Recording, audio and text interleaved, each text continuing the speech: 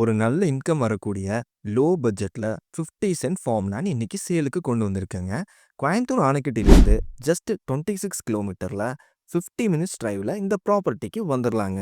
நல்ல ஒரு தார் ரோட் பேஸ்ல கூலிங் கிளைமேட்ல அமைஞ்சிருக்கிற இந்த ப்ராப்பர்ட்டியில இன்கம் வரக்கூடிய தென்னை மரம், பாக்கு, பெப்பர், பலாமரம், குடம்புளி, கரிப்பலா, இதுல ஒரு வீட்டுக்கு தேவையான எல்லா மரங்களும் சிறப்பான முறையில் அமைச்சிருக்கிறாங்க.